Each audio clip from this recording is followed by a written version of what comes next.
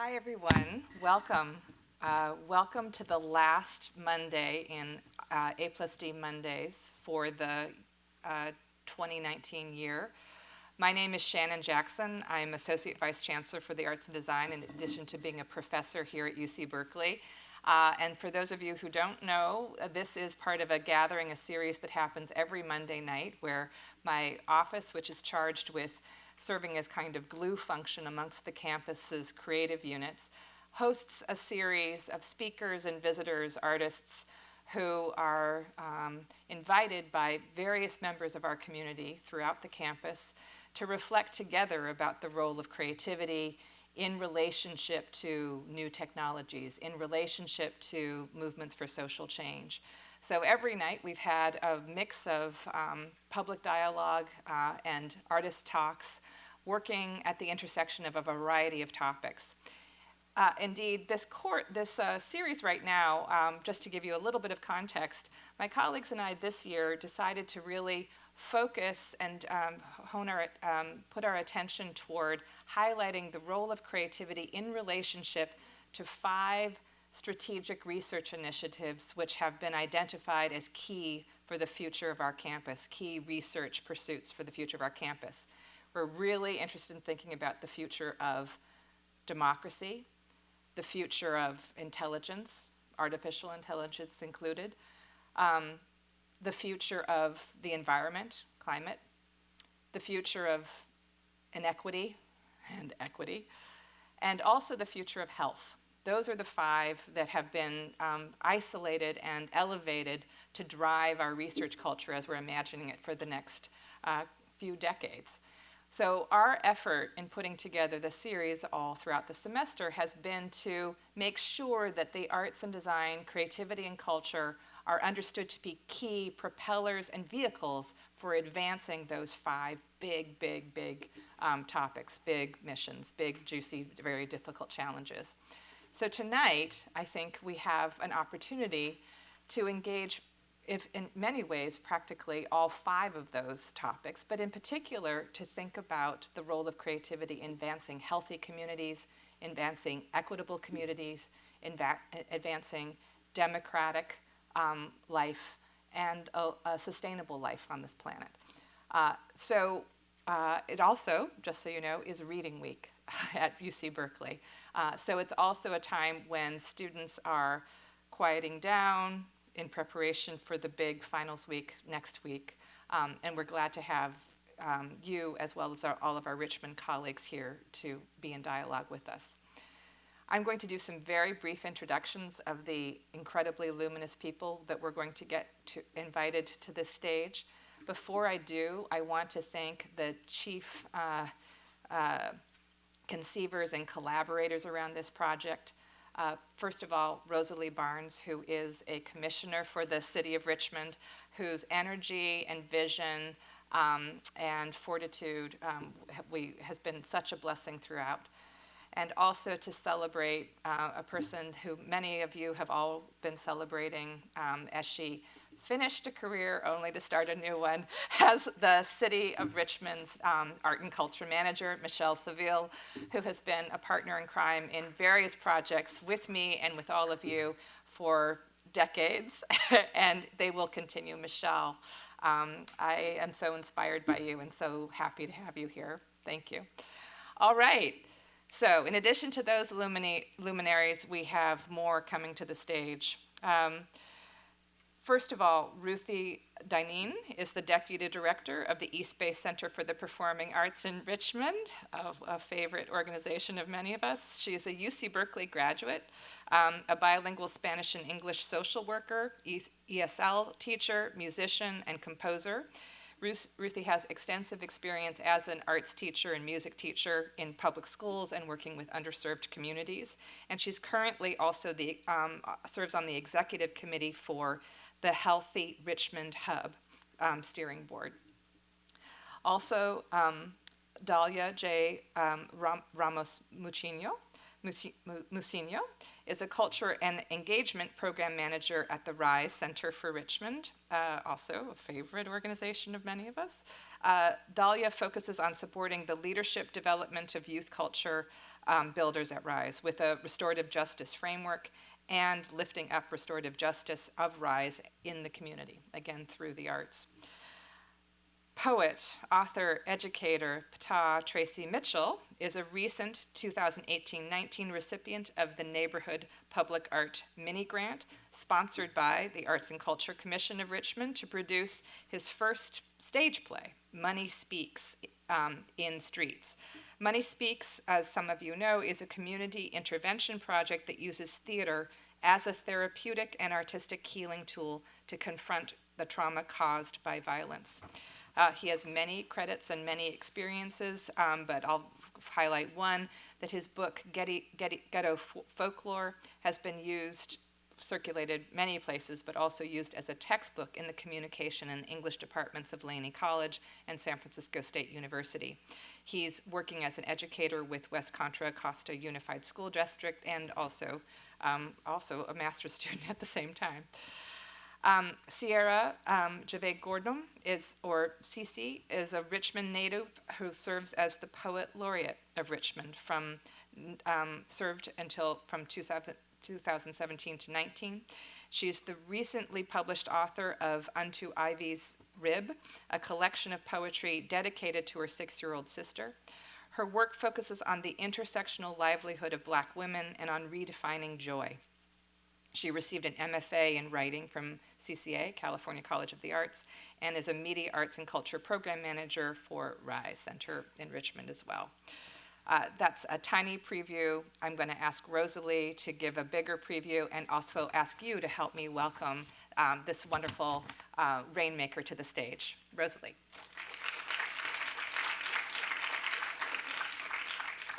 Hey there, everybody. How are you tonight? All right, come on, here we are.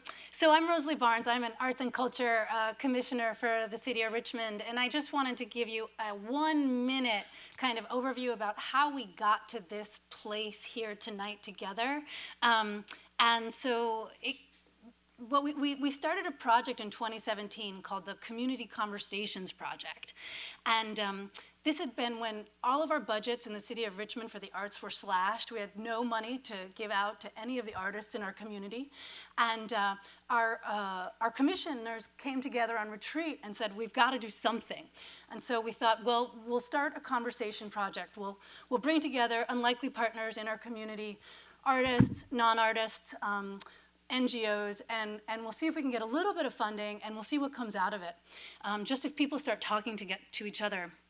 And so with a $7,000 grant from a University of California, Berkeley, and Richmond Community Foundation grant, the Community Conversations Project partnered with the Iron Triangle Neighborhood Association and the Richmond History Museum to bring together stakeholders together to address the following questions. What key cultural features of your community are at greatest risk of being forgotten? How can these key cultural features be preserved to create a sense of local pride? What elements can public art convey to help preserve these cultural features? The results of this discourse that we had resulted in an exhibit at the Richmond History Museum in 2018, a mural that just got completed in 2019, a play, and now 2 panels here at UC Berkeley with the art and design. And we got our funding for the arts back too. So that was it's been a successful couple of years. So tonight we're talking about art, health, and equity. In the spring, we'll talk about youth designing our future cities. I hope you'll join us. Tonight's structure is as follows. We'll have our 4 panelists who are also artists, who are also activists, come up one at a time and share their art and their performance with you, kind of ground themselves in their work. And then we'll watch a short video and we'll turn it into a panel discussion between the 4 of them. There are cards, I think, that will be passed out to all of you if they haven't already, and we want to reserve the last 20 minutes for conversations and questions from you. So I'm going to press play on this beautiful slideshow. which features students from East Bay Center for the Performing Arts. And I'm going to introduce Ruthie Dineen, Deputy Director of the East Bay Center for the Performing Arts, the Berkeley grad, the bilingual social worker and musician. She's a pianist and a composer, and you're about to see her at work.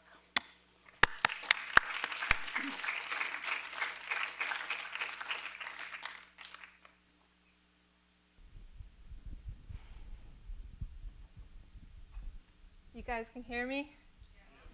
Okay, good. Well, welcome, and I'm really excited that, half of the crowd I think is, or some of the crowd's Berkeley students. Raise your hands.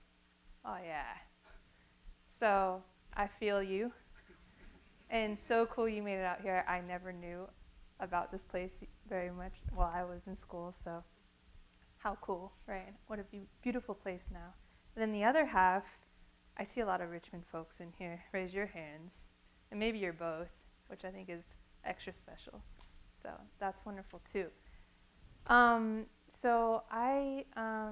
name is Ruthie Danine. I work at East Bay Center for the Performing Arts in Richmond, where we train children and youth ages 3 through 18 in music, theater, and dance.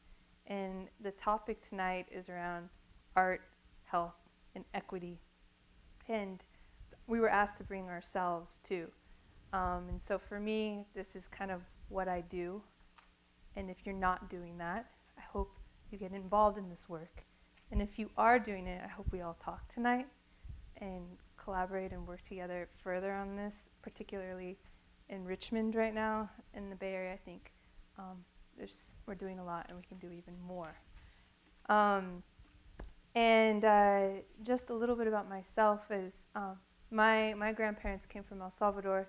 I feel like I'm the first of our family to really have the opportunity to even take piano lessons, to explore art in the UC Berkeley way, or in an educated university fashion. And as a young woman, it continues to be, as I grow older too, a battle and a lot of fronts, but also a total joy. And so what we do at East Bay Center is really try to provide that opportunity to as many youth that haven't been granted that opportunity in their lives, and focus around joy and beauty. And so just to ground ourselves, I'm going to focus and speak in my art form, and I'd like that we're talking about art, health, and equity tonight. If you all could just raise your hand and say a word that's on your mind or a phrase, and I'm going to play to it. So go ahead and do some free jazz, but I need your help. Say that again? Okay. More. Ocean. Civilization. Okay, one more. Can only hold. Story. Okay.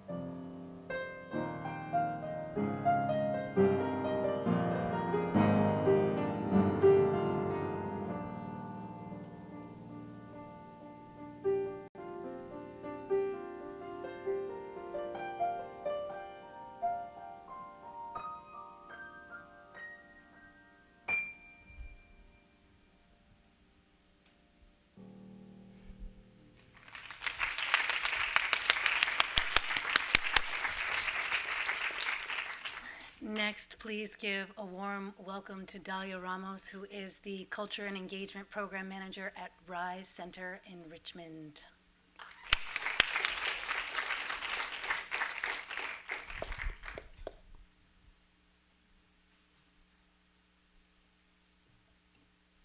Hi, thank you for having me today.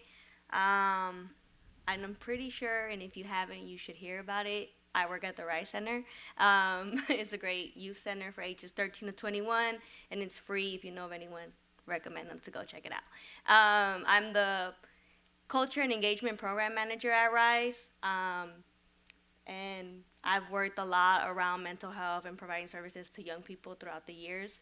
I actually was a young person at Rice, so I got to experience a lot of the art through Rice. So before Rice, I was not artistic whatsoever. Oh, sorry. Okay. Sorry about that. No, it's totally fine. But yes. Nice. I like that background Okay. for this conversation. Rise actually got me really involved with dancing. That's how they got me. And I actually started dancing. Then I started going to poetry classes. And that's what I'm going to share with you today is a poem that I worked on. 1 second, please. The poem is called Me Llamo Dalia. As I drift into a crowded room, with my head held high, I glaze around to find myself in intoxicated fumes. Stares so sharp could cut me up inside. I stand tall as I feel my dignity exhume. I must be firm, be proud of myself. Don't give a fuck of what they assume. Put that negativity to rest on a shelf. Me llamo Dalia, like the flower. I was meant to bloom. Esas miradas me matan por adentro. Every stare they gave me made me a bit mental. They're ignorant just as their rumors. I'm no junkie, I'm an intellectual. Their whispers amongst each other creating deadly rumors. They're wrong, I'm sweet and gentle. Even as I speak with such ambiguity, I'm nearly a simple human being, born to make mistakes and prosper in my glory. But it seems I keep on fleeing, trying to run away from my own story. With every word they spit, my light keeps dimming. Ya me cansé de ser la niña buena, todos pretendiendo ser mi amiga, pero nomás me siguen echando pura leña. Pero ¿saben qué? Me vale madres lo que me digan. Esta es mi vida y yo la viviré como una reina. Seré como la luna muy grande y llena, todos sentirán envidia. Thank you.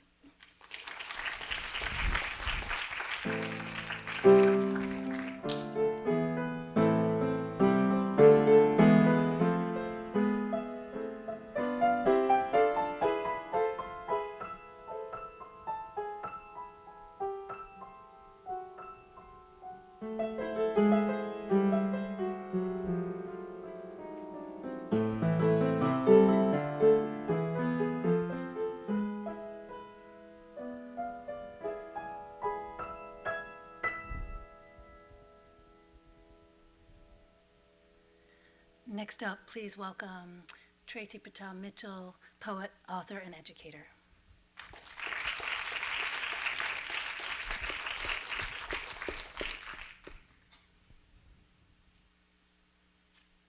Good evening. How's everyone doing? Say, how's everyone doing? Wonderful, wonderful. So my name is Tracy Mitchell. I'm an author, a poet, writer. Currently, I'm working as an educator at Deanne's High School. I just want to first of all give honor to the Richmond Arts and Culture Commission for making my dreams come true. And as an artist, it's always good when your dreams can come to fruition. It's a beautiful thing, so giving high honors. High honors. It's also good to be back here at Cal Berkeley because while I was a student at San Francisco State, let me just give you a little history. I went to San Francisco State. I was a part of this club called the School of African Philosophy. And we would come over here, and our professor told us that if you live in the Bay Area, there's no excuse for ignorance because Cal Berkeley and Stanford have the best libraries in the whole world. So we would leave Richmond on Saturday mornings, and we would spend like from 10 in the morning until 5 in the evening when they kicked us out. Then we would go to Moe's, and then Shakespeare's books was there at that time, and then we would spend all the rest of the evening there and everything. So high honors, because even though I haven't come to Cal Berkeley, I'll say yet, I still feel like I'm coming home to my alma mater. So it's always good to be here. Like I say, my name is Tracy Fatah Mitchell. I'm a poet and an author, but I'm also the founder of an organization called the Hug a Thug Book Club, an organization that started in Richmond. The Hug a Thug Book Club, we inspire youngsters to crack a book before you get booked. Because too often, some of my best friends and some of our best minds in our neighborhoods are unfortunately incarcerated. And I teach my youngsters, like economically right now, it costs $80,000 to house one inmate per year. It costs $50,000 to send that same child to college, though. And so we want to inspire our youngsters to crack a book before they get booked. I'm also a leader in our community in Richmond in stopping violence, which is what my play is all about. I'm a violence intervention specialist in Richmond, also in Los Angeles County, and we go into rival neighborhoods, and we get them to first sign a peace treaty and then a ceasefire. And then we bring those youngsters together. In my play recently, we had youngsters from all sides of Richmond come together, and we used the theater and the arts as a therapeutic method and a tool to heal violence and madness in our community. So that's just one of the things that we've done so far. I'm a poet, so I'm a little long-winded, so I'm going to stop right there. Without any further ado, I'm going to just say one of my poems. Each poet has a signature poem. This is one of my poems from my first poetry book entitled Ghetto Folklore. Excuse me, I don't mean to disturb you, but can you please spare some change?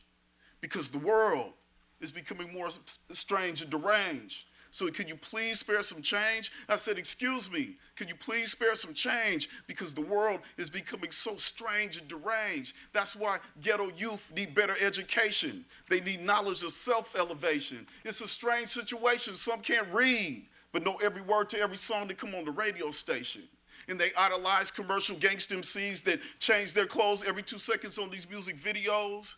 But partner really needs to change his flows, because every time he flows, his nose grows and grows like Pinocchio's.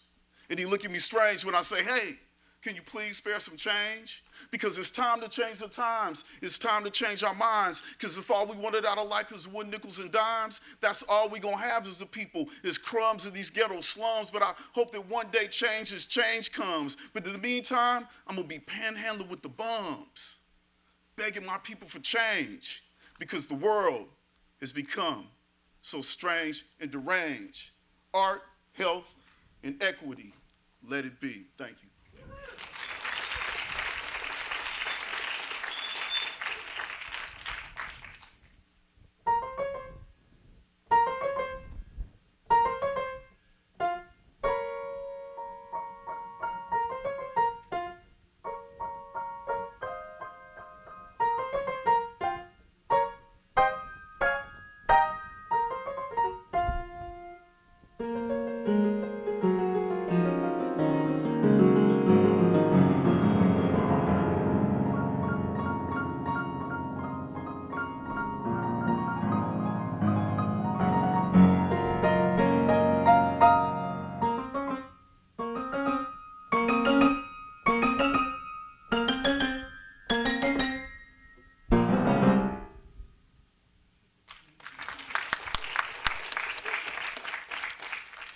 And now, CC Javay Jordan, who will also be our moderator for the next section.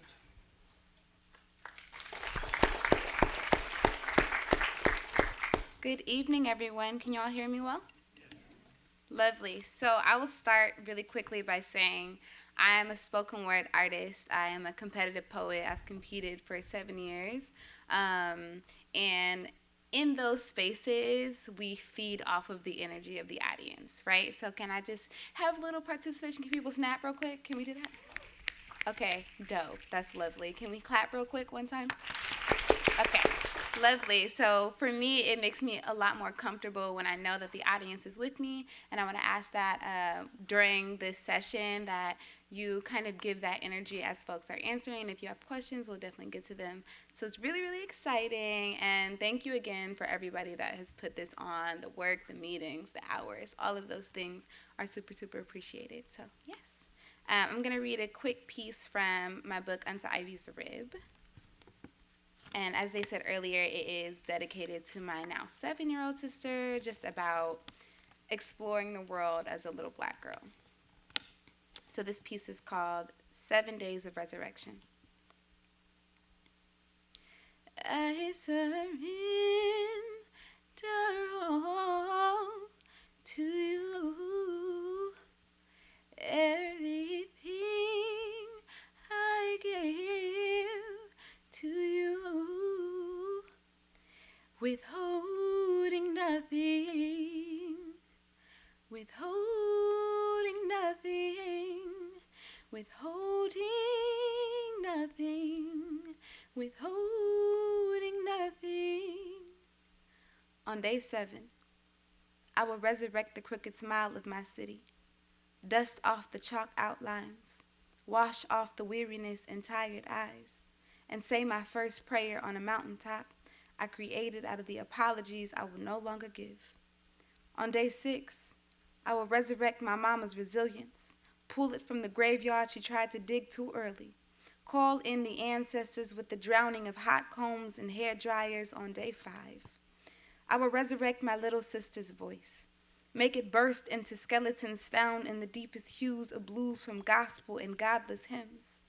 On day 4, I will resurrect a melody, only sung by black folk and trans folk and brown folk and disabled folks and all the people who'd ever felt consumed by a burning rainbow.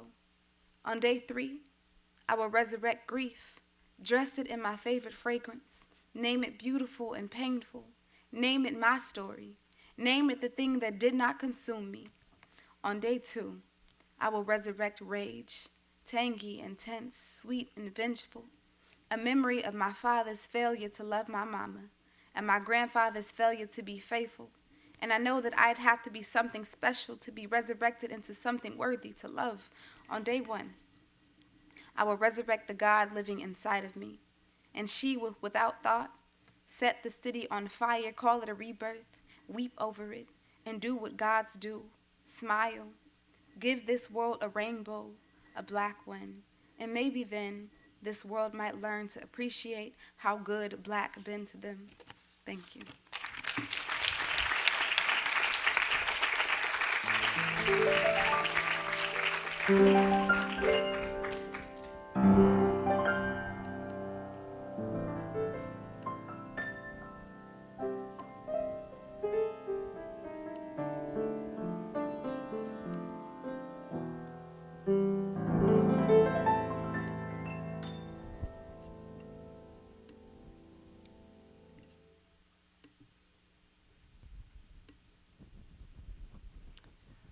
I'm going to open a video now and make it play.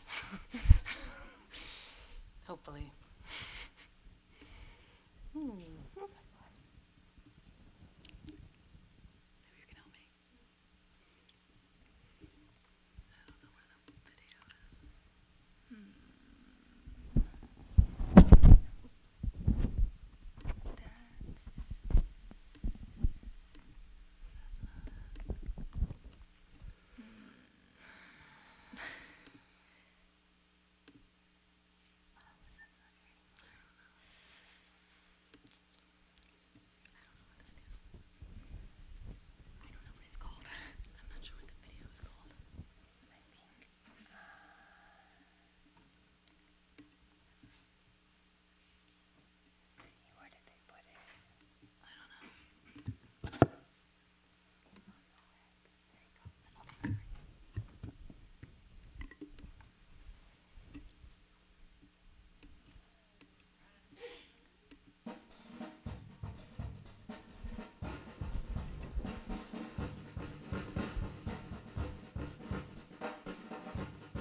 We're here to let you know that you are heard You are beautiful.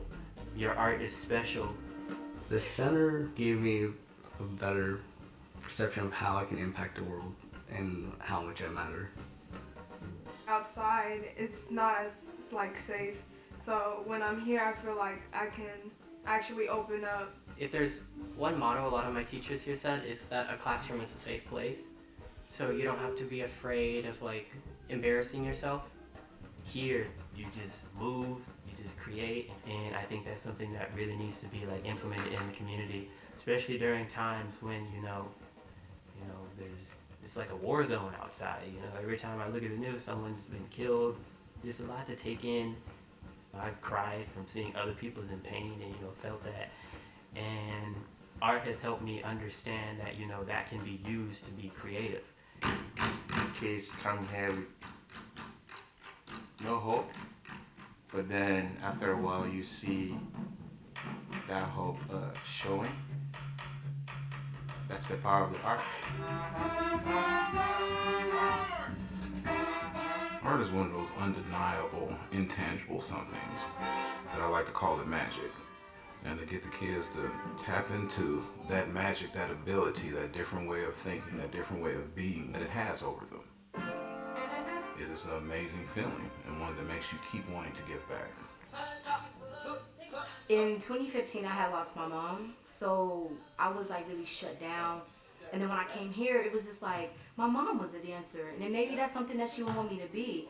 So dance just helped me bring her out. So it helped me heal a lot. When I feel like crying, I'm like, no, Kyla, let's go dance. I had to do ballet, which is very challenging because, stereotypes masculinity and stuff like that. So I was very insecure about that, but it turned out it was very fun. Coming here opened up a passion for the traditional Mexican music that I didn't know about, and that's something that I will forever keep and want to continue to share with other generations. Whatever molds our students find themselves confined by, just slowly, just little by little, break the mold. Imagine new ways to interact and connect with other people. Learning not to quit. It's a very important lesson. If they can go through my classes that are not user-friendly, they learn to hang on. The same way that I learned to hang on with them. So we all growing. What they learn here about community and caring for each other and teamwork and reliance on themselves and on others are things that will last them through their lives and whatever they choose to do. I would describe it as a family because everyone has your back. This is a time when being able to see yourself reflected in successful and exciting ways is more important than ever, particularly for young people of color in this country. So having the East Bay Center here, it kind of bridges the gap between their reality of what they see and their aspirations of what they could be, of how the center can take them and transform them into these people that are confident community leaders, and so they're able to uplift their entire community and neighborhood just by the force that's here. That combination of community and beauty and desire with, yes, we're here for you, and we also love it and want to give back because this is what was important for us. That combination, that synergy is really, really special and what makes it all work. I feel like if I hadn't have ever come here, I wouldn't really know myself, or I'd still be trying to find who I am. If you just believe in yourself and you just try hard, a lot of things are possible.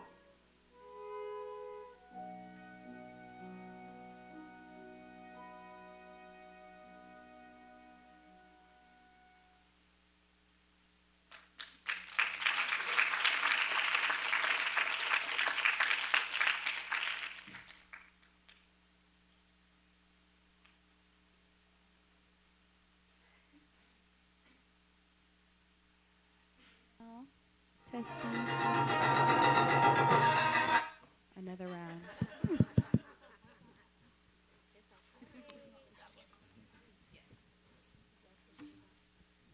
Can you all hear me?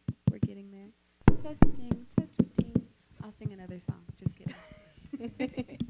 I think we're close. Can you all hear me? Lovely. Okay. So we are going to get started with a couple of questions, and then we will open it up to you all. Sounds good? Great. And please let me know if you can't hear me. Somebody can just do a fun dance, and I'll look your way. Okay. So we're going to start with the first question, which is, with an acute focus on health, art, and equity, what do you do for self-care? I know it's a huge question. A lot of times we talk about this work, and there's a lot of hours, a lot of sleepless nights, a lot of just working in community, but we don't often talk about what do you actually do to keep yourself going throughout this work, because it's taxing a lot of times, and it can be really painful in our individual lives as well. So whoever would like to start.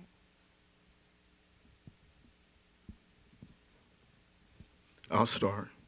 Yeah, that's an important thing. You know, I work with youth every day, and people always ask us that, how do we deal with self-care? I think for me as a writer, poetry is my outlet. So I find my therapy through poetry. A lot of times where there's been trauma in my life, I've always had the pen and the pad. And it's beautiful also rely on nature. Here in the Bay Area, I mean, we have the ocean, we got Tilden Park, we got so many beautiful Mount Tamalpais, you know, just so many places within an hour. We can get to the mountains, we can get to the ocean, we can get to the woods and everything. So writing in nature is my outlet. And I listen to meditation music every night before I go to bed, though, so I try to meditate every night. Thank you. I'll go next.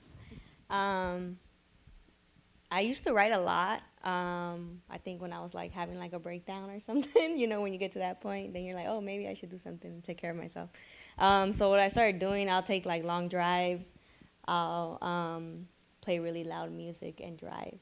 Also to the water. I feel like the water caused me, like the movie Moana. But yes, I really like going to the ocean, just hearing the water. I really like it at night, not during the day. It's not my favorite. I don't know why. The sun is hot. I don't know. Yeah. So I'm also a social worker, and so you study self-care in grad school. But I think when it gets tough for me at work, and now my position is very administrative also, I think just remembering the mission of the work invigorates me and brings me back and does some sort of self-care and rejuvenation for me. But of course, the art, I'm lucky where I work, where we practice. You know, we get to practice during the day. You know, take our break and go down to a piano and play. But also nature, running, breathing. I think self-care is critical. And yeah, making sure, for me now, it's making sure that everybody around me who's doing the work is also taking care of themselves as a community. And then working with our partners, you know, Rise, for example. What are you guys doing? Oh, I see that. Okay, let's do that. So yeah, I think in Richmond, I think there's a movement towards self-care, which I'm excited about. It's very real.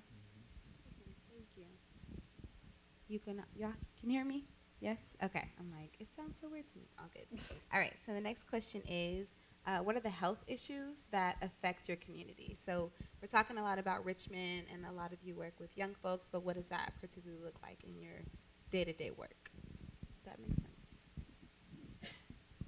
Well, I can start. A lot of my job, I interact with youth. I worked at the front desk for a lot of years, so I was usually the first person they would meet. So I would like sit and talk with them. A lot of times they'll come and just like if they're having a tough day, come talk to me about it. And I notice there's a lot of like depression, anxiety. That's normally a lot what I see with the young people. And then this feeling of like feeling unloved, unheard, unseen, can go into a lot of other, like, mental issues, or like, really like make them sick to the point where they're like physically sick, which I've seen a lot of. I think like growing up in Richmond, I can even say this about myself. Like growing up in Richmond, the more and more I live, I'm starting to kind of breathe. I'm having a little trouble. I won't say I'm having trouble breathing. I never had asthma or anything. And I don't want to start no conspiracy theories, but we live right by Chevron. And so I know that that's one of the main things in our community. I know a lot of my friends have asthma. And I used to like rap. And I could really do poetry.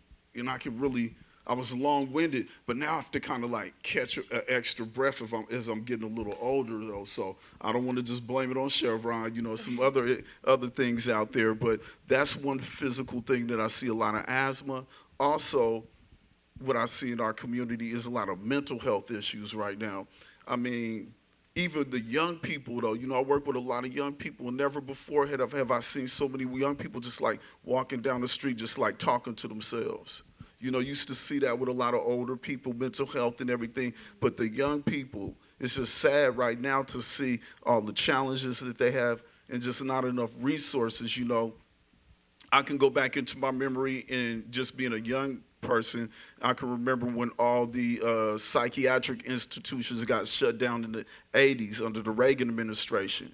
Then a lot of people started going from the psychiatric ward to the penitentiary now. So now the penitentiary is so many people in there have mental health issues.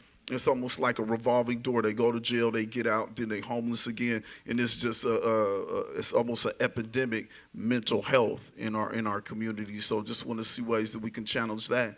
Also, working in the schools right now with the children, we have something called a health center at the school. And so now children, when they're a little depressed and everything, they really don't want to do the work, but they can act like, oh, I'm so psychologically drained, and they go to the health center just to get out of the work. And so my main thing is, like, I know we do have some psychological challenges, but I don't want to see ourselves play the victim role, you know what I mean? Because we can be resilient and we can overcome any of the challenges. I always tell our youth, hey man, the slaves came out of slavery and you're not in slavery right now, so you got a chance to overcome it. There's a lot more resources right now. So from the physical breathing conditions to the mental health into another health condition, playing the victim role, you know what I mean? And just not being resilient these days is another tragedy I see in our community.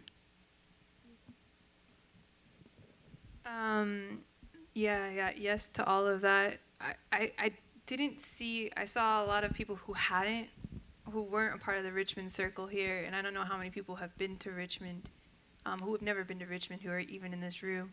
So just take an opportunity, for me, growing up in the Bay Area, I grew up in Vallejo and Fairfield, and we went down the highway every day to visit my grandparents in San Francisco, but you never pulled off in Richmond. There wasn't a reason, right? And I think that's kind of the narrative that's often heard in the Bay Area or understood in the Bay Area, which is absolutely wrong and messed up on so many levels. And it's, in my opinion, much of it is systemic inequality stemming from these issues. I don't know if anybody's read the book Sapiens. It's a really popular history book out there right now. And in that book, he talks about if somebody who makes $250,000 a year, which is totally typical in the Bay Area, by the way, right? It is. In the South Bay, for example, Silicon Valley, if that person, won the lottery and won all this money, it would make very little difference in their day-to-day life. Even somebody that made probably $100,000, right? But for somebody that makes like $30,000 and living in, a totally different situation economically, it changes so much of their happiness and their day-to-day well-being, right? And what we're struggling with in Richmond is a lot of systemic inequality that leads to health issues for so many people, which we're struggling to figure out how to answer. So for example, the school district is in a serious deficit, right? The amount that's spent towards arts education in the Richmond schools is minuscule in comparison to to what's spent in Berkeley for arts education. And so just those opportunities and the lack of opportunities, what I see for many kids at the center is just the lack of opportunities and the lack of possibilities can be so frustrating and overwhelming and lead to mental health and situations, and for the family as well, just trying to put food out for dinner every night.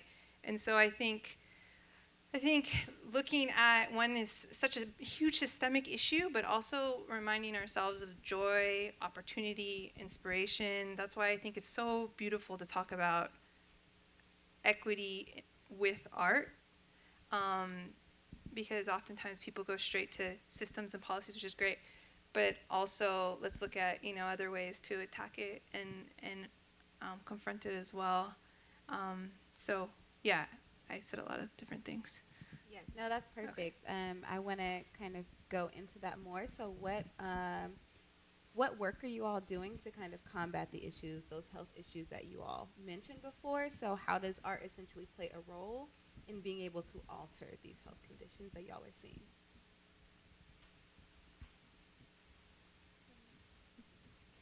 Well, excuse me. Well, right now we're doing, I just wrote a play. It's called Money Speaks in the Streets, and it's designed to deal with violence. Violence is a vicious cycle of violence which causes a lot of trauma in Richmond. A lot of people are having a lot of mental health around that. So what I'm doing right now is I utilize this therapeutic, utilizing theater as a tool, a therapeutic tool, just to heal our souls. Always look at the word art.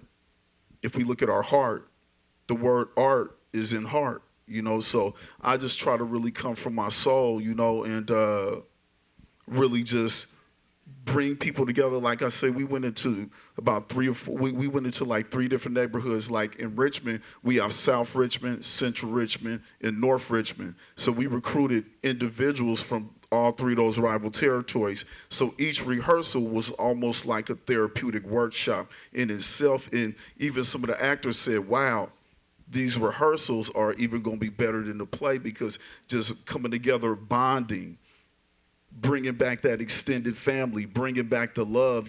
It was certain people that saw each other in the room. It was like, wow, I haven't seen you since like elementary school, because we so like separated through these imaginary false demarcation lines that are caused by violence. So, and how do we break those barriers? We find ways.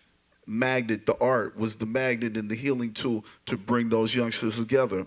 Mind you, a lot of people didn't come because we had a very successful play. The play is ongoing, but I was a little sad because it was so many people that turned me down and said, no, man, I love you, but I just can't do it right now because the violence is that thick right now. We had a youngster like 15 years old. I begged him to come. I told him I would give him money. He still turned me down because we got a grant thanks to the Art Commission. However, the money wasn't even good enough. However, we are using the art and the healing as a healing tool. And my whole goal is I'm going to keep doing the play. I'm not going to settle for no. I'm going to do the play, and I'm going to take it to every neighborhood, because I wanted to do neutral play, but now I see I have to take it to every neighborhood. As we go into the neighborhood, it's not just going to be the play. It's going to be a family day when we invite everybody out, feed them, cook and everything, bringing back that extended family love that we once had in our community that was basically stopped by drugs and a lot of violence. So these are the things that we're doing right now on the ground. Hug a Thug Book Club, Cool School Academy. These are things that are going on in Richmond right now. I'm just going to jump off that. The community family thing, it actually brings me back to that book Sapiens again. And one thing he says after the $250,000 thing, and happiness, and that winning the lottery at that level, it doesn't do much for you, right? But if you're really needing the resources, it can help you with health and these basic necessities. But then he also makes a point that community and family are two critical players in well-being and happiness, right? And art can play a lot of different roles. We all know that. One can be to bring community together, to bring family together. It's a social experience. So that's one way, and I think where I work at East Bay Center, it's a huge thing that we do is have like 150 events a year for the community. Have a parents group. We bring the whole family in. So there's ways that you can pool just understanding of human nature to create community where community is needed more, and allow community to take that on, right, and to dictate it, not the staff members. But another I would say about art is just like the process of art itself. And performing arts is my background, but just how we think, how we create, the kind of what that releases in your body for how you feel, right? I think is absolutely critical. When I'm working on a new musical project, I get so excited to finish that, to see it through, to share it, to see what that means. And I see that in our students every day, that they have something to work on, to strive towards. And then in addition, that they have mentors that they can look up to and study from and work to be just like them, right? I think that's what's missing in our schools in Richmond, is that, and it exists, but it's just not as much in some other places. Opportunities to just be creative and to have amazing tools to fulfill your capacity and your strengths, which are inherent.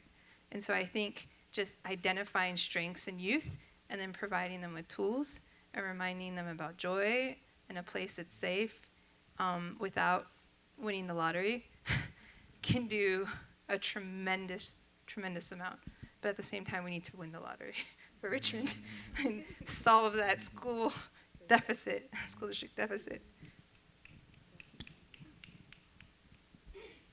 Can you repeat the question, please?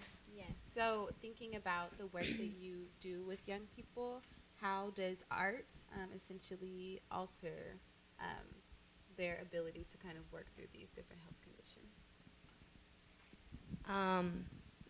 I can speak for a couple of people and myself just because I know it's done it for me.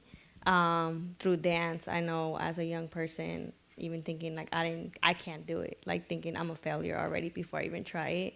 And just trying it and being like, wow, I'm actually kind of good, and then succeeding and being like, oh, I guess I'm not a failure in one thing. And then like a lot of my job is like encouraging young people to try it. Like, it's okay to make mistakes. You have that space. You're safe here. You don't have to worry about judgment. Try it out. I'm like, yeah, I tried out a drawing class and I sucked. All I did was stick figures, but at least I tried it, Or yeah, I tried this paintbrush. Like, just do it. Sometimes that's all they need to hear. Like, for young people, me being a young person, me working with young people, working along with like other young people because we were interns. I got to see them also grow. People coming from gangs, people coming from drug abuse, domestic violence, households, and all that. Those were like my peers in the Rice Center. So me also being there and having like that space and those resources and the staff, because that's also very important too. I think it's like the people that you meet. It's like that's the help. That's what you're gonna go to. So, I always appreciate different centers like that, because when you create that space, they're going to go and try it out. And that's going to help them, because it helped me. I know I was all messed up as a young person. I felt like a failure. I felt like that's all I would hear. But going to a center where someone cared about me and loved me and gave me tools like dancing, like if I'm mad, because apparently I'm a very angry child, I let it all out in dance. I sweated it out. That was like, yeah, I felt good right after. I was exhausted. My body was exhausted, but my soul felt like cleansed. So that's the type of art that we provide at Rise for young people, even through painting, through poetry. And there's a lot of other ways of creativity that we offer at Rise where it's like an entryway for each young person. We try to grab them, whichever way is like interesting to them. That's how we can help them. So, yeah. So I heard a lot about the educational piece, right? And so my question is what do you think the role between art and education within high schools or within institutions is? We're always kind of in a fight between cutting art classes or things like that. What do you think the role is of art in schools? I know it's a tricky question. I think art, or the role for art, is a different way of learning. People don't just learn off a PowerPoint. I know I can't learn of a teacher just talking to me. I need some visuals. I need some hand interaction work. You know, I need that. And a lot of people need it like that. A lot of people process things differently. So when you are able to do it through art, there's a variety of ways that you can say one thing through a lot of different ways. So that's one. And this is like something that I've thought about a lot, is like, why is it that we're encouraged to be so creative as a young child, but as soon as we get to high school, middle school, there's no more art classes? And if we do have it, it's like the cheap ones, like, oh, you know, we can't afford to teach this. Like, we don't have money for that in the budget this school year. But if you go to like the suburban areas and all that, they're paying. Like, parents are able to donate money and be like, here, let me put in money for, you know, these classes. But we don't get those opportunities. We don't get that funding. So we miss out on that opportunity to be creative, and we get into these jobs where we're forced to just be working at McDonald's, which is, I'm not saying it's a bad thing, but I don't get to think, like, in my life, my mom would tell me, you can't be a dancer. That's not a career. And already it's like turned down. But why not? It's because they're like, no, you need to survive. And that's what we're taught. In Richmond, we have to survive. We don't get to live. Well, at least now we kind of do, because, you know, I'm an adult and I'm like, I don't care what you say. Nothing's going to stop me from being great. And that's what young people need, is like to be able to have that art, to be able to do what they want to do, however they want to do it. Yes. Education is very, very important to me, especially growing up in Richmond. You know, I could tell y'all some stories, but I don't know if I want to tell that story right now. But it's interesting. I was given a vital choice in Richmond. Well, in Richmond, I only had two choices: school or the streets, to keep it real. You know what I mean? So I chose school because school was the easy route, because a lot of my friends was getting incarcerated. You know, I was always taught growing up in Richmond that we have no excuse not to be educated when Cal Berkeley is this close to Richmond. And so what we used to do, our instructor, I went to Contra Costa College at junior college, they used to bring us up here to Cal Berkeley on Saturday, and with our little Contra Costa ID, I went into the library and I stayed until they kicked us out. Brother Romeo can attest to that. He was one of those students too in the School of African Philosophy. It's about 10 or 12 of us though. So we real vigorous about education. Romeo is from Inglewood, California, another tough place to grow up in with all the gangs, Crips and Bloods out there. So when you grow up in the trenches like that, you either gonna sink or swim. So with education, I took it very seriously. And with education and art, I was always told that a picture is worth more than 1,000 words, though. So as an educator, oftentimes we put all these words on the board, but you could just show a picture. They got these things called memes right now that I see all the kids listening to, looking at and everything. And in the memes, I found out, wow, I can educate through these memes, because the memes, you just put a little caption right there and bam. When I was in college, knowing that a picture speaks more than 1,000 words, I studied something called meta-nature. Meta-nature is the real word for the higher writings, also called the hieroglyphics. So I studied ancient Egyptian hieroglyphics, which is the first original language, you know what I mean, created by Tahuti, Hermes, or Thoth, depending on what country you come from, Greece, Rome, or Egypt. But those pictures, when Tahuti saw that, he looked at nature. Like I said, it's all about nature. He looked at nature and came up with all these different characters, and he drew pictures, though. And so the first writing and the first education is actually art. We just have to go back to it. I think as educators, we make things too complicated now, because you can teach profound lessons with small pictures and less words. So that's pretty much where we are right now. We have this thing called Cool School Academy. Redefining what cool is and making education cool again for the youth is the only way it's gonna really work though. So that's what we use. We use hieroglyphics now. You know, and with children learning hieroglyphics in the neighborhood, it's more like art, it's pictures, it's fun, but then we go into the deeper structures of the grammar after that. So we use art all day.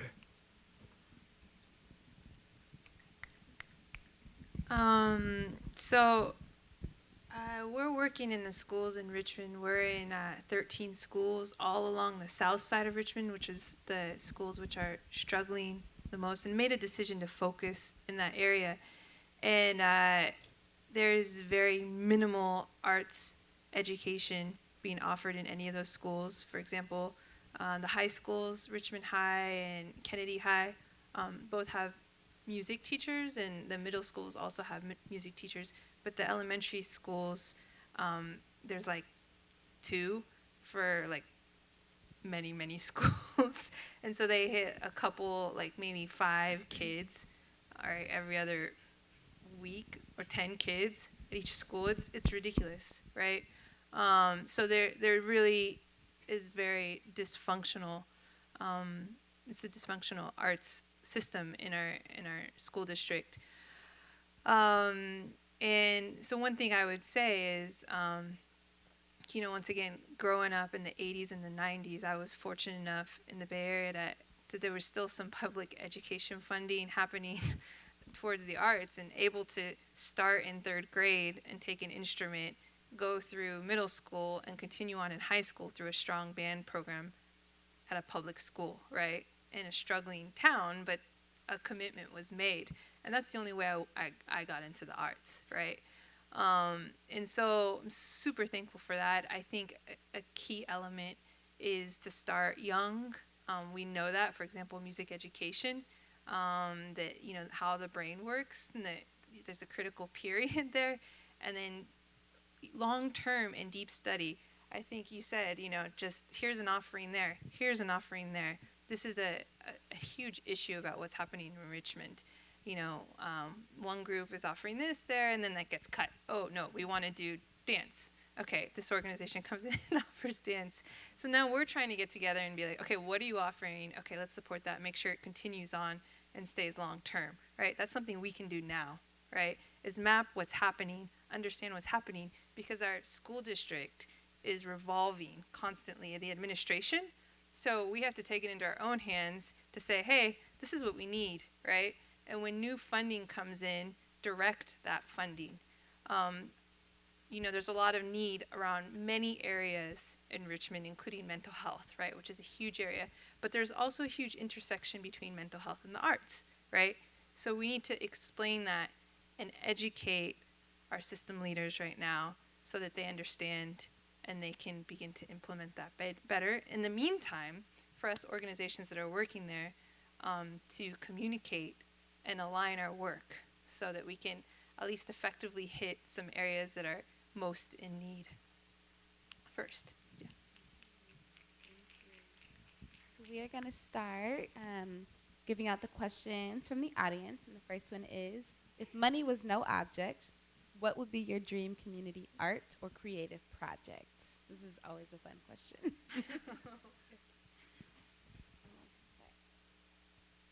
I would fill that deficit. No, that just came to my mind because how beautiful would that be, right? To have a bunch of money to put into money is not an object. Let's make a beautiful public school system in Richmond, giving the kids what they need. That'd be a tremendous creative project, which is what should be happening.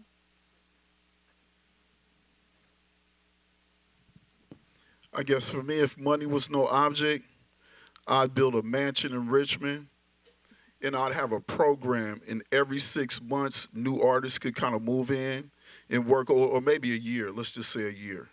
So I'd have a big mansion in Richmond, everything that they could ever, artist could ever need. You know what I mean? We'd have the dance studio, painting, anything an artist could ever want.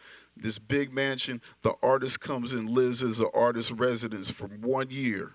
And the only thing they had to do was produce a project once they left the house and everything, and then just to always come back once they became successful to mentor and always back into invest back into the house so it'll always be sustainable for years to come. That's what I do.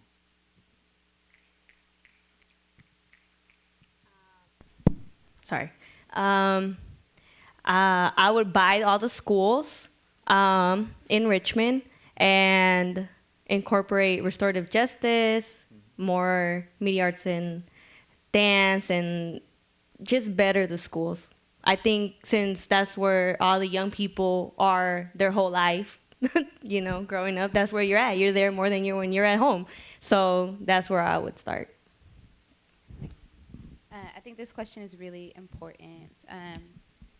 What can folks outside of your community do to help without relying on a false savior complex or just pure monetary help?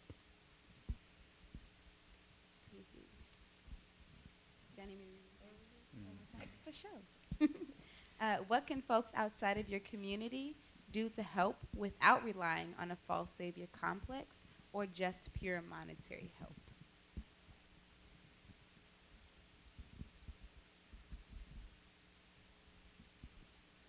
I think just their visibility sometime in the community would be helpful. Oftentimes we don't need money.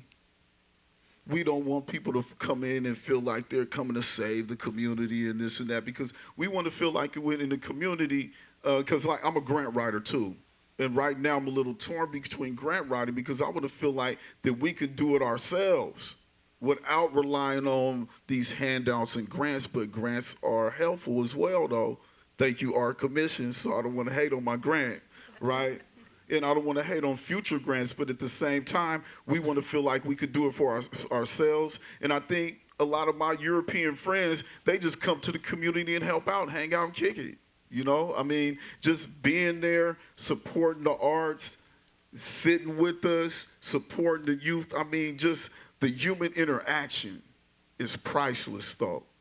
And I think if we have more community conversations like we do in Richmond, those things are priceless. No, you can't even put a price tag on that. I once worked for several programs. I don't know if anybody knows about the Mosaic Project in the room. Okay, give it up for Mosaic. I worked for the Mosaic Project for 5 years, and we brought those young people together, and that made me as an adult had to also interact with diverse communities though. And when we share our experiences though, and that's what I teach the youngsters, a lot of things that I've learned from all the programs, if you can make your enemy your friend, you no longer have an enemy.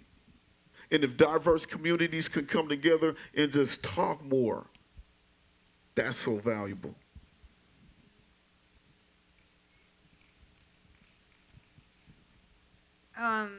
So I would say, God, just love Richmond, right? I think it's kind of simple. I love Richmond. You can love Richmond too. Richmond's beautiful, and I think just check it out and see everything there is that's offered in Richmond, especially if you're in Berkeley, right? It's so congested here sometimes. You can just take a break and come hang out, right? And how can you love Richmond? Well, I've been amazed over the years. I've worked at the East Bay Center for 10 years. We'll get random emails from people saying, I want to volunteer, right? And generally we try to ask, well, what are you good at, right? And there's all kinds of things that you're good at, strength-based approach, right? And it could be tutoring at Rise. It could be doing the costumes at a play at East Bay Center.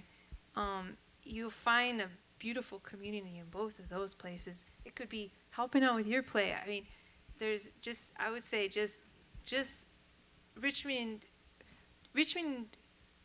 is a place that gets a lot of love, I think, within its community, but often not much from the outside community, right? A place like Oakland, we all hella love Oakland, right?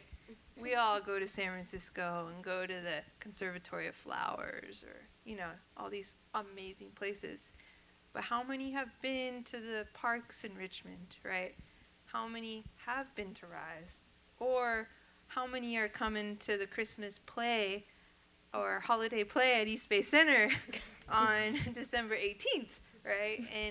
And you know, just being around and enjoying and being a part of what we're doing. I think, yeah, just love it, because I think it's community, and it's the Bay Area, and it's who we all are. It's a part of who we are.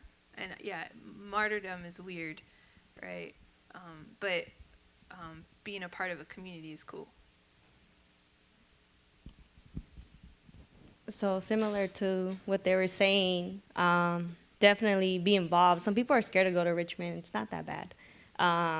It's like, Richmond? Or they'll be like, what's that? I'll be like, the city next to San Francisco. And they'll be like, oh, yeah, the one close to like San Rafael. And they don't even know what it is. So look it up on the map too. But please don't come gentrify our city. That doesn't mean, yeah, our city is amazing. Our city has beautiful greenway, walkways. We have a whole farm in North Richmond. Like, we have a lot of beautiful things. But that doesn't mean come and push out the people that already live there, which is like what happens. Fight with us. Stand up with us. Stand next to us. You know, don't push out the people from where they're from. Go join them in the fight so they can stay there. Only because you're not from Richmond doesn't mean you can't support us.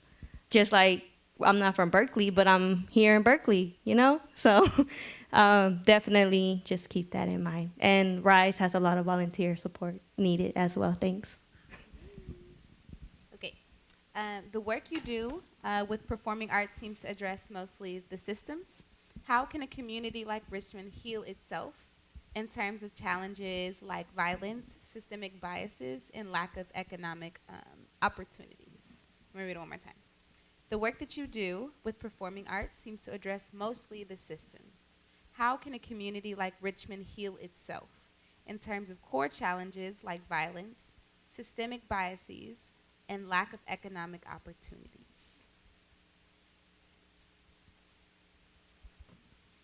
Well, I can only speak to some of the things that we kind of doing right now. So we, of course, like I told you, we have the Hug a Thug book club. We encouraging youngsters to crack a book before they get booked. And so it's like a rites of passage mentor program. You know, we take a more of a restorative justice approach as opposed to the criminal justice system, though. We feel like we want to give our youth the resources so they can succeed instead of going to they created this concept, and it's called the school to prison pipeline. Now, somebody set up and thought of that. You know, and it's dangerous because things become self-fulfilling prophecies. And so somebody came up with the school to prison pipeline. So we came up with the school to success pipeline. So what we doing in Richmond, we came up with like the ambassadors concept. So when we dealing with violence, we are the community ambassadors. Everybody in the play has been nominated as a community ambassador, so they from these different neighborhoods. So just like we have the United Nations, we have the UN, but it's called the United Neighborhoods. And so we have ambassadors from every community, and we have meetings where they come in and sit in and represent their neighborhoods like ambassadors represent their country, and we come up with solutions. One thing we did about education recently, we had the community ambassadors, but we came up with something called the educational ambassadors. And this is just kind of like, we just had the meeting on Wednesday. So there's this place called the CoBiz space in Richmond. So they do a lot of entrepreneurial employment workshops and everything. So they're going to team up with industry professionals in STEM technology, and we're going to go into the schools and everything and find 15 students per month to be educational ambassadors, then to network with these industry professionals that come in on Saturday and teach some classes, though. You know, because it's a shame that our children, I just saw in the paper, it was 21% of the children were proficient in math. You know, so we got to help our children get their math scores up because they're missing out on all that money in Silicon Valley. So I can't knock the system, though. But the fact that I'm proficient in math and I can read a little bit, my man Duncan L. right there has a master's degree in math. And we from the neighborhood, so we like, okay, let's not buck the system or let's not complain. Let's create a Saturday school. Right now, we're writing a grant I think it's to Cal Berkeley. I think we work on this Cal Berkeley Chancellor's grant right now, if I'm not mistaken. And we're trying to get this grant so we can have a Saturday school right here in Berkeley to be the sister Saturday school for what we're doing in Oakland. So this is a disclaimer. We're working on this Chancellor's grant, y'all, and we're trying to get it. So if any right ears are in the room, please pray for us if we try to pursue that because, yeah, we don't complain. But the fact that I can read, I see it as a responsibility for me to go in there and help my youngsters out every Saturday. And we actually tutor every day, though. So if you can read in your community, it is your responsibility to teach the youth. So that's what we do. I hate to be that person, but the system is the problem. It's not Richmond. It's not the people. Yes, we could heal ourselves. We can have all these amazing programs and everything, but the systems are so messed up. No matter what we do, it's like pushing us down. Oh, here's another obstacle. Oh, here, you got to pay for this class. Oh, man, I got to work these extra hours now. Oh, man, how am I even going to study for this test? I got to be at work. It's not the city. The city can do it. The people of Richmond can do it. But we have to start with the systems because it's not the people. Like they're putting us against each other because this person over here makes a little more money. So I got to make a little more money too to pay this rent. But I also got to pay, for school supplies. I got to pay for transportation, like all this stuff. Like I'm not getting paid enough to be able to go to school and live my life, a happy life, and heal myself. Like, I got to worry about paying bills. I got to worry about putting food on the table. It's the systems. It's the way the school systems raised us up. Like he said, school to prison pipeline. Already right there. We got to break that. We got to start with the system. And how we do that? With community building and, fighting the systems. But that's what I think. That's my personal opinion. It's all with the systems. Once the system can change and we're the ones who push the system to change, then I feel like real change within our community can happen. Yeah, I can't agree more. I think it's so much is the systems, and I'm just trying to understand that question too a little bit. A place like RISE, I would say, does this very well. They're both an advocacy organization. They both work at RISE. I don't work at RISE, by the way. So they can correct me if I'm wrong. But both an advocacy organization, very much focusing on the system, at the same time working with individuals and service providers, right? Which is a very interesting hybrid. Very few organizations do both. And I think there's definitely a huge need for that in a place like Richmond. Where I work, we're much more focused on, we're much more called direct service providers, right? So we're a training institution in the performing arts, providing full scholarships to our students over a long period of time. So, for example, in our Young Artist Diploma program, they come for 6 years, a minimum of 6 years, 6 hours a week, studying music, theater, and dance, in addition to wraparound services, all the way up through college, right? So we help students get into college, but then support them into college, help them through a career pathway as well. And so there's a lot of life skills, a lot of support, a community created. That's a big part of what we do as an organization, as a place in Richmond. And then, of course, helping grow and support young people to find their strengths through the art and to find their pathway so that then they can use it as leaders and critical thinkers, whether they become mathematicians or scientists or, speaking to city council or working at RISE, which happens a bunch, which is wonderful, and then going out and fighting. So I think there's a lot of ways through the system in direct confrontation with it, which is very important, as well as is building young people and leadership through the arts and new voices in the city, which I think have a very beautiful, growing artistic community which can speak so much truth. Thank you for that. Yeah, we're going to close out soon. I just want to quickly add that a lot of what we're talking about is accessing different pathways to liberation, right?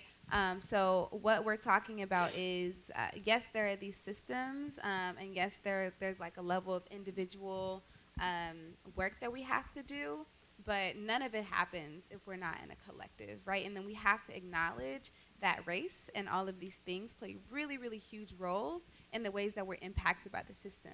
Even us up here, we're not impacted the same way, right?